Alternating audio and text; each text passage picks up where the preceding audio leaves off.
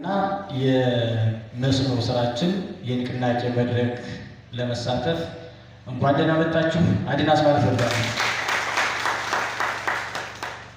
ግብርና የረጅም ዘመን እድሜ ያለው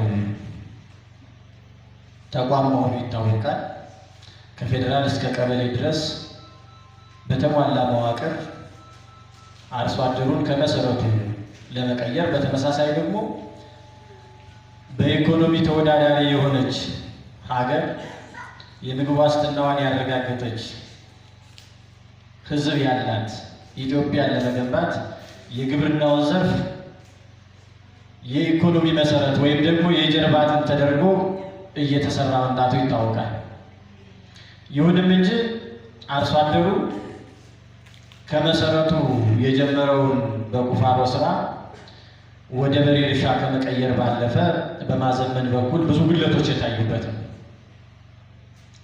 አዳዲስ አሰራሮችን ዘመኑ በሚጠይቀው ልክ አርሶ አደራችን ተጠቃሚ በማድረግ በኩል አሁንም ያልተሻገርነው ትልቅ ማነቆ ያለብን ነው።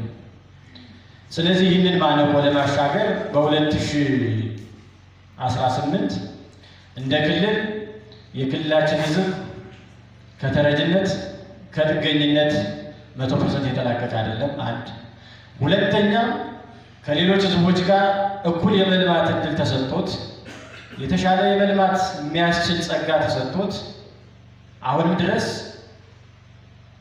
የገቢ አማራጭ ፍለጋ ከቦታ ወደ ቦታ የሚፈናቀል አርሶ አደር ቁጥሩ ሰፊ ነው። በተመሳሳይ ከተለያዩ ከተረጅነት አባዜም ጭምር ያልተላቀቀ በአብዛኛው በክልላችን አካባቢዎችም ጭምር የሴፍትኔት ተረጂ የሆነ ማህበረሰብ አለ። ይሄ የሆነበት ቅድም ባነሳሁት መንገድ ግብርናን በሚጠበቀው ልክ ባለው መዋቅር ልክ ትራንስፖርት ማድረግ ባለመቻላቸው ነው። ይህን መነሻ አድርጎ የ25 ዓመት የዘላቂ እቅድ በተመሳሳይ የ5 ዓመት የመካከለኛ ዓመት እቅድ የ1 ዓመት የአጭር ጊዜ አንዱን ዓመት እንደ 5 ዓመት መፈጸም አለብን በሚል በክልል ደረጃ በጽኑ ቁጭት እልህ እቅድን በስፋት አቅዶ ያለማጠባጠር ለመፈጸም ወደ ታች ወርዷል። ይህን መነሻ ተደርጎ በየደረጃው ያለው መዋቅር ደግሞ ባለቤቱ መፈጸም ስላለበት ከእኛም ወረዳ አኳያ ያሳለፍናቸውን ጊዜያት በጥልቀት መገምገም ማየት ይጠይቃል። ይህንን እቅድ ይህን የቁጭት እቅድ ለማሳካት በመጀመሪያ ደረጃ ባሳለፍናቸው የስራ ጊዜያት አርሶ አደሩን ባቀድነው እቅድና በያዝነው ፕሮግራም ልክ ምን ያክል ተጠቃሚ አድርገነዋል? በተሞክሮ የሚወሰዱትን በተሞክሮ እንወስዳለን። መታረም ያለባቸውንና ትምህርት ሁነው ለቀጣይ መደገም የሌለባቸውን በትምህርትነት እንወስዳለን። ከዚህ ባሻገር የለውጥ አመራሩ እንዴት ነበር የመራናቸው?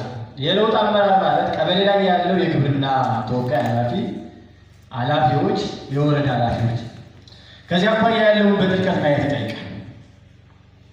በአሰራርና በአደረጃጀት ዘመናዊ አሰራርን የሚጠቀም አርሶ አደር መፍጠር የሚያስችል ሲስተም ምን ያክል ቢውልድ አድርገናል? በዚህ መንገድ ነው እየመራ ነው የሚለውን ማየት ጠቃሚ ነው ብለን እናስባለን። ሌላው በየዘርፉ የመጡ ለውጦች ምንድን ናቸው? በሰብል ላይ በበጀት ዓመቱ በ2016-17 ያስቀመጥናቸው ግቦች ከየት ተነስተው የት ደረሱ?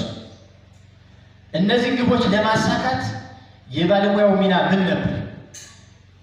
የተሻሻለ ቴክኖሎጂ እንዲጠቀም፣ ምርጥ ዘር እንዲጠቀም፣ ግብዓት ከህገወጥ ዝውውር በጸዳ መንገድ ለምርት ማሳደጊያና ለአካባቢ ለውጥ እንዲጠቀም ምን ያክል አድርገናል? የተሻሻሉ አሰራሮችን የመስመር ዘር ሌሎችን የማኔጅመንት ሲስተሞችን ጭምር ማየት በጣም ጠቃሚ ነው። እዚሁ ጋር ተያይዞ ያልደፈርነው ለእኛ አልተፈቀደም በሚል ባለሙያውም ጭምር በወኒ በቁጭት ማይገባበት መካናይዜሽን